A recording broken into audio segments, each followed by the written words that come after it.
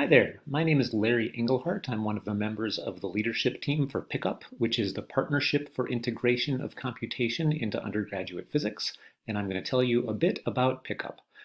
Our work is currently being funded by a grant from the National Science Foundation. I'm one of the PIs on that grant, and the other PIs for that grant are listed here, and the numbers at the bottom of the screen are the grant award numbers. So what PICUP is all about is really three things. So building a community of physics faculty around integrating computation, organizing events that help support that community, as well as providing instructional resources to also help support that community to integrate computation into their undergraduate physics courses. The current grant right here is titled Integrating Computation into Undergraduate Physics, Faculty Development for Community Transformation. And the goal of this project, this grant project, is to build and nurture a community of physics faculty, and there are several things being done to support that goal. So here are a few of those, in particular having faculty development workshops, which we refer to as FDWs, developing these materials that we have an emphasis on having them be transportable, adaptable, and sustainable. And the website, the PICUP website, helps to support that. And we really want faculty ownership to be central to these materials. And also this project is serving as a case study for the development of a community around a certain area of teaching physics, in this case, computational instruction. And so that's a big part of the research portion of this work. So I mentioned FDWs, the Faculty Development Workshops. So when we proposed having these, we were going to have 24 faculty participants each summer come for a week. So it's a week-long residential workshop. And so this is the proposal shown as the red in this plot here. And this was the summer of 2016. And this is what happened each of the subsequent summers in 2017, 2018, and 2019. So you can see we've had a lot of people coming to these workshops, which we're very excited about. This is a picture of all of the lovely people who attended our workshop in the summer of 2019 in River Falls, Wisconsin. And so at this point in 2019, we actually started charging a registration fee. And you can see that the numbers were still as high, higher than they had ever been. So what happened going from 2016 to 2019? And the answer is that we were able to get the word out. We had many half-day workshops at AAPT and APS meetings, and those reached more than 400 physics faculty. And those people came from four-year colleges, as well as two-year colleges, as well as high schools. And we also have run some full-day workshops at various locations to draw from that specific regional area.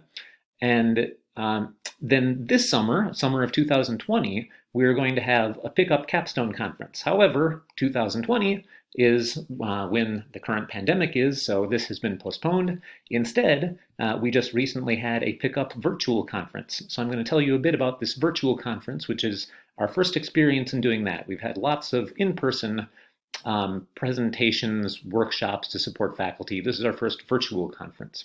Here's the website for the virtual conference. I'd encourage you to go take a look at that. And the organization of the conference, it consisted of 3 sessions with a total of 18 presentations and 5 panel discussions. This was session 1 on how to do physics labs online. This is what you'll see if you go to the webpage. You can watch the videos of the presentations. You can download the presentations. If you click on the presentation titles, some of them have additional materials that you can download also. So session 1 was how to do physics labs online. Session 2 was methods for engaging students. Session 3 is upper level physics. So I'd encourage you to go take a look at those. And in terms of attendance at that conference, we really didn't know what to expect with this being our first virtual conference. We ended up having 242 people register. 158 people attended the first day. Sessions 1 and 2 were on the first day, and 77 people attended on the second day. So we were very happy with the registration that we got and the attendance that we got, as well as the enthusiastic discussion and questions that took place. So I mentioned the PICUP website. Here's the URL for that website, and I'm going to highlight a couple of things from the website for you. So if you go to the website, this is what you'll see. I want to point out first that right in the middle, you'll see join the PICUP community on Slack. You should do that if you haven't done that already. So that's one place that the community gets to get support, ask questions, get answers involving teaching, integrating computation into physics courses. You'll also see upcoming events over on the right-hand side, and then these tabs across the top. For those tabs across the top, the first one is exercise sets. And it says here the fundamental unit of the PICUP collection of educational materials is the exercise set. All exercise sets are peer-reviewed and adaptable for faculty use. When you go to download an exercise set, you will get it in several different formats that are designed for you to be able to easily edit and make it fit exactly what you want to do with it. And then the other main thing I want to point out on this page is at the top, there's this green button that says Overview and Authoring Guidelines. Take a look at that. If you click on that, this is what you'll see.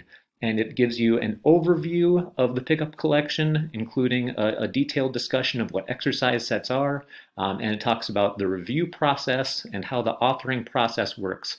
So there's a lot of good information there. Once you've looked through that, if you're interested, up at the top you can click to begin authoring an exercise set that you can submit, or to become a reviewer to help with the review process for these exercise sets.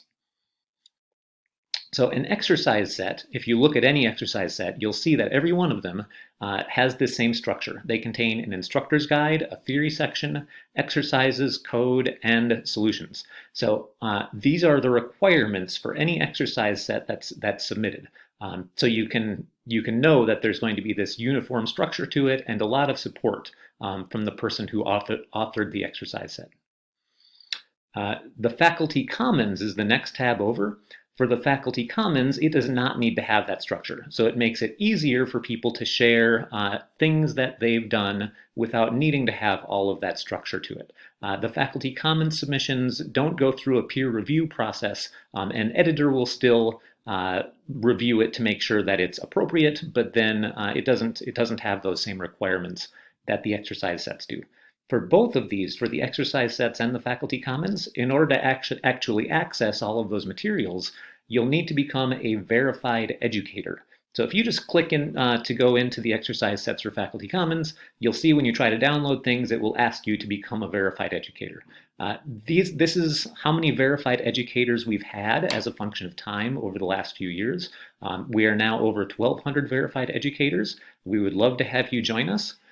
This is where the verified educators are located throughout the United States, and this is where verified educators are located throughout the world. And if you have any questions about PICUP, about the materials, about the community, we would very much encourage you to reach out and ask us. If you look at the PICUP website, in the top right corner, there's a button you can click to ask questions or make comments. So thank you for your attention, and I hope you have a great day.